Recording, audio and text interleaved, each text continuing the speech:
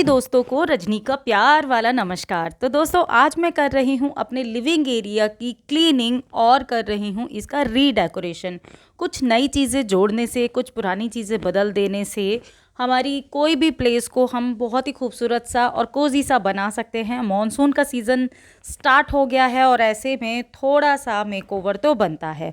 और वैसे भी कुछ गेस्ट आने वाले हैं मेरे घर पर, तो इस कारण से मुझे ये करना भी था।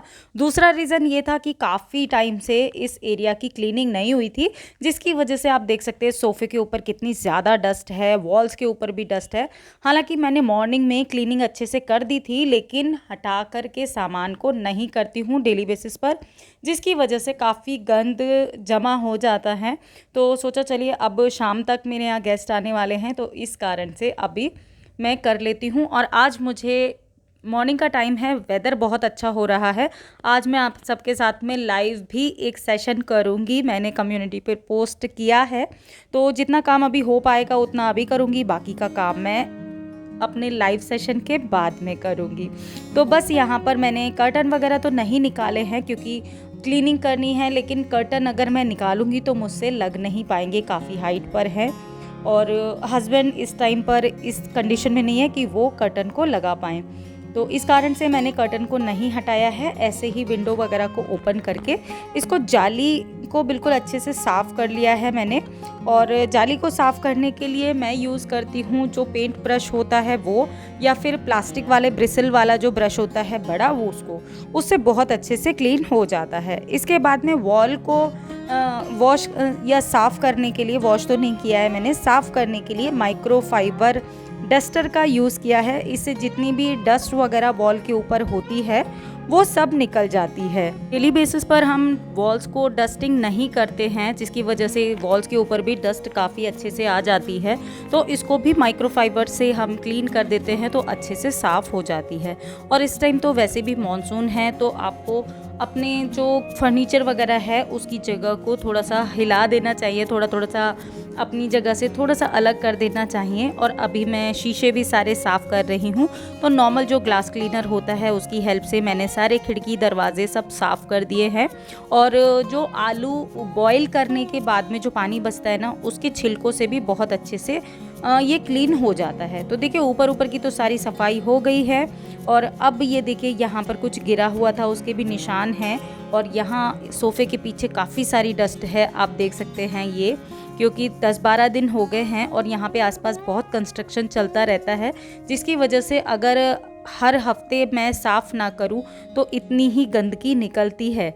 तो मैंने बस सारे सोफ़े के पीछे से सारी चीज़ें हटा करके मैंने यहाँ पर अच्छे से झाड़ू लगा दी है। और उसके बाद में मैं मॉपिंग कर रही हूँ, और डबल मॉपिंग करती हूँ। डबल मतलब कि एक बार पानी फिर से चेंज कर देती हूँ, क्योंकि यहाँ पर सोफ़े को डेली तो हटाया नहीं जाता, वीक में एक बार ही हटाती हूँ। और वैसे तो ये वाली जो क्लीनिंग है मैं वीकली या 10 दिन के बाद में करती हूँ, हस्बैंड और मैं मिलके करते हैं वीकेंड पर। लेकिन आजकल मुझे खुद ही करना पड़ रहा है ये सब, तो थोड़ा सा टाइम और चीज़ों को भी देना होता है, जिसकी वजह से नहीं हो पाता है। तो बस मैंने सोफ़े के पीछे भी क्लीन कर दिया। और उसके बाद में बारी थी कर्टन को वैक्यूम करने की। तो कर्टन को मैं इस तरीके से वैक्यूम क्लीनर की हेल्प से क्लीन कर देती हूँ, तो जितनी भी डस्ट वगैरह होती है कर्टन के ऊपर जमा, वो निकल जाती है इस तरीके से। अगर आप वैक्यूम क्लीनर की हेल्प से नहीं करते तो कोई भी माइक्रोफाइबर का जो डस्टर होता है उसकी हेल्प से भी अच्छे से साफ़ हो जाते हैं कर्टन। तो कर्टन को क्लीन करना भी बहुत ज़्यादा ज़रूरी होता है। 10 से 15 दिन में भी अगर हम एक बार अपने कर्टन्स को क्लीन कर देते हैं, इस तरीके से वैक्यूम कर देते हैं, तो डस्ट वगैरह है और जैसे कुछ भी इस तरह की चीज़ें उसके ऊपर नहीं जमा हो पाती हैं। और ये मतलब हम इतने बार बार वॉश नहीं करते ना कर्टन, तो इस तरीके से अच्छे रहते हैं, बार बार उतारने का झंझट भी ख़त्म हो जाता है। तो बस वैक्यूम क्लीनर की हेल्प से, इसके अंदर रोलर होता है, तो रोलर के अंदर जितना भी डस्ट पार्टिकल होते हैं या जैसे कई बार बाल वगैरह आ जाते हैं, तो वो भी इसके अंदर चले जाते हैं और बहुत अच्छे से साफ़ हो जाता है। अब बारी थी मेरे सोफ़ा को वैक्यूम करने की। सोफ़ा के ऊपर इतनी ज़्यादा डस्ट होती है जो कि वैसे दिखाई नहीं देती, लेकिन जब हम साफ़ करते हैं ना तो उसके बाद में पता चलता है, जब इसका पूरा ये भर जाता है डस्ट से, तब पता चलता है। और मेरा जो सोफ़ा है ये थोड़ा सा इसके ऊपर बटन वगैरह लगे हुए हैं, तो थोड़ा सा ये पोर्शन जो है वो डेलिकेट सा होता है। तो इसको मैं इस तरीके के ब्रश की हेल्प से साफ़ करती हूँ। इससे सारे जो ब्रश जो बटन्स लगे हैं ना, उसके चारों तरफ जो भी डस्ट होती है और गंदगी होती है वो पूरी अच्छे से साफ़ हो जाती है। अब इसके बाद में मैंने ये वाली दोनों शेल्फ़ अच्छे से साफ़ कर दी हैं, सारा सामान यहाँ से वहाँ चेंज कर दिया है, थोड़ा थोड़ा सा सामान ऊपर नीचे दाएं बाएं इस तरीके से कर दिया है।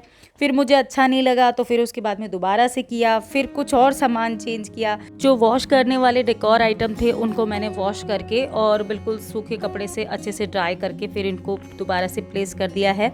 और ये जो सामान था इसको मैंने जितने भी डेकोर आइटम थे इन सबको मैंने 1 से 2 बार मैंने इनको चेंज किया। उसके बाद में मैं लाइव सेशन के लिए चली गई थी। जब वहाँ से वापस आई हूँ तो फिर इसको जो बाकी का काम रह गया था उसको किया। तो डस्टिंग और क्लीनिंग जो थी वो मैंने मतलब फर्स्ट हाफ में उसको कंप्लीट कर लिया था लाइव से पहले और लाइव के बाद में मैं यहाँ पर जो बाकी का काम था वो कर रही हूँ। तो अभी बारी थी डेकोर की, यानी कि डेकोरेशन की। तो सबसे पहले मैं यहाँ पर लगा रही हूँ, ये 3 का पेयर था वॉल शेल्फ का जो कि मैंने मीशो से ली थी। आई थिंक 1.5 साल से ज़्यादा हो गया है, 1.5 साल या 2 साल हो गए हैं इसको, और बहुत ही अच्छी क्वालिटी की निकली है। वाइट कलर की है और इसके ऊपर जाली वाला पैटर्न लगा है। तो ये बिल्कुल अलग अलग पीसेस में आई थी, इसको असेंबल किया था हमने। और इसके साथ में ना ये वाले हुक्स आए थे, इससे ना आपकी वॉल जो होती है वो डैमेज नहीं होती। बहुत ही हल्के हल्के से इसके अंदर होल होते हैं और कहीं पर भी आसानी से लग जाती है। जिस वॉल पे आप नेल्स नहीं भी फिक्स कर सकते ना, उस पर भी ये अच्छे से हो जाती है। तो मैंने बस इसको इस तरीके से लगा करके, इसको मैं बता देती हूँ आपको कि किस तरीके से लगाना है। बस इनको हमें फिक्स करना है और जिसके अंदर नील लगी है छोटी छोटी, और इसको इसके अंदर के इस तरीके से फंसा देना है। तो मैं इस वाली वॉल के ऊपर यहाँ पर तीनों शेल्फ लगाऊंगी। ये कॉर्नर खाली है, यहाँ पर पहले गोल्डन कलर के सर्कल या प्लेसमेट लगे हुए थे जो मैंने अन्वेषा के रूम में लगा दिए थे। तो इसको यहाँ पर अब मैं फिक्स कर रही हूँ। और फिक्स करने से पहले मैंने इसके ऊपर पहले पेंसिल और स्केल की हेल्प से मेजर कर लिया था कि कितनी दूरी पर मुझे चाहिए। तो इन तीनों शेल्फ को लगाने के बाद में बारी थी सोफ़ा थ्रो को चेंज करने की। तो सोफ़ा थ्रो को, क्योंकि अभी डस्ट वगैरह ज़्यादा आ रही है, अब आंधी तूफान वगैरह ज़्यादा आते हैं, इसीलिए मैंने सोफ़ा को पूरा अच्छे से कवर कर दिया है, जिससे कि डस्ट वगैरह आने पर बहुत जल्दी ख़राब ना हो, एटलीस्ट मेरे 10 से 12 दिन चल जाए। और उसके बाद में मैंने यहाँ पर चेंज किए हैं ये कुशन कवर। ये वेलवेट के कुशन कवर हैं जिसके ऊपर गोल्डन कलर का इतना खूबसूरत सा डिज़ाइन है, लीफी पैटर्न बना है। और इसी से मैच करते हुए मेरे पास छोटे कुशन कवर भी हैं, वो लगा दिए। इसके बाद में मेरे पास थे ये कुछ प्लेसमेट जो कि सारे मैंने खुद ही बनाए थे। ये 2 टियर आप शेल्फ जो देख रहे हैं ये भी DIY है, ये दोनों प्लेसमेट भी DIY हैं। और जो भी DIY मैं बनाती रहती हूँ तो कुछ मैं गिफ्ट करती रहती हूँ, आप सबको कई बार बता चुकी हूँ, कुछ मैं खुद के लिए रख लेती हूँ।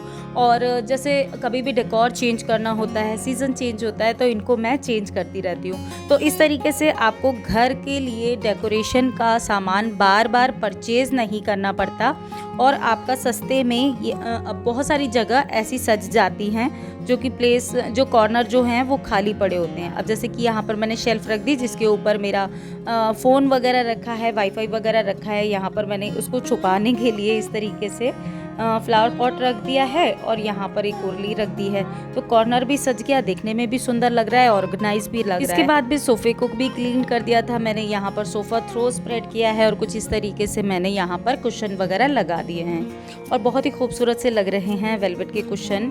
और इस तरीके से थोड़े थोड़े से चेंजेस कर देते हैं तो उसी घर का लुक जो है वो चेंज हो जाता है। हालांकि मैंने यहाँ पर बहुत ज़्यादा परचेजिंग नहीं की है कहीं पर भी, और जो चीज़ें मैंने यहाँ पर डेकोर की हैं वो सभी मेरे पास पहले से अवेलेबल थी। मैंने कोई भी इन्वेस्टमेंट नहीं किया है और ज़रूरी भी नहीं है कि आप जब भी डेकोर चेंज करते हैं तो कुछ भी इन्वेस्टमेंट करें।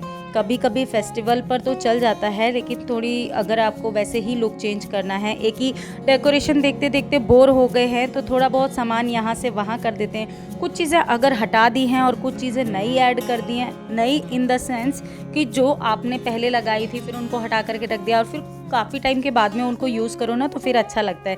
जैसे कि मेरे ये कुशन कवर बिल्कुल नए जैसे लगते हैं और हैं जबकि काफ़ी पुराने। और यहाँ पर मैंने इस तरीके से डेकोरेशन की है। कॉफ़ी टेबल को बिल्कुल सिंपल रखा है, सिर्फ अपना एक हाथ का बनाया हुआ ये ब्लू कलर का प्लेसमेंट रखा है राउंड, जिसका DIY सारे ही प्लेसमेंट के DIY मैं आपके साथ में ऑलरेडी शेयर कर चुकी हूँ। मेरी DIY प्लेलिस्ट पर चेक कर सकते हैं। और यहाँ पर मैंने कुछ इस तरीके से किया है। और जैसे ही मैं ये सब कुछ करके फ्री हुई थी, मैं कुकिंग करने के लिए जा रही थी, तभी मेरे गेस्ट भी आ गए थे। तो उन्होंने आने के बाद भी तुरंत बोला, आपका घर जब भी हम आएँ, कभी कोई भी आते हैं तो आपका घर हमेशा नीट एंड क्लीन ही मिलता है। तो मैं उनको कह भी रही थी कि जस्ट आपके आने से पहले ही मैंने क्लीनिंग की थी।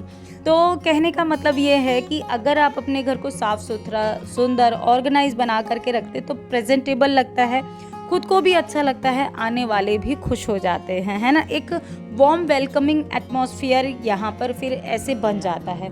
यहाँ पर साइड में मैंने एक ये पुराना बर्ड केज लगा दिया है। अब डेकोर करने के बाद में मुझे लग रहा है कि मुझे किस चीज़ की कमी महसूस हो रही है अपने घर में, वो चीज़ अब मैं देख करके अपनी ज़रूरत के हिसाब से परचेज़ कर सकती हूँ। क्योंकि पहले अगर आप पुरानी ही चीज़ों से मेकओवर करेंगे या डेकोरेशन करेंगे या चेंजेस करेंगे तो उसके बाद ही आपको आइडिया हो पाता है कि किस चीज़ की ज़रूरत है या नहीं है। तो दोस्तों, आज का वीडियो फ़िलहाल इतना ही था। आशा है आपको पसंद आया हो। कुछ भी अच्छा लगा तो इसको लाइक और शेयर ज़रूर करें। मैं आपसे जल्दी मिलूंगी एक नए और इंटरेस्टिंग वीडियो में। तब तक के लिए बी हैप्पी, बी एक्टिव, अपना ख्याल रखिए और मस्त रहिए। Bye bye.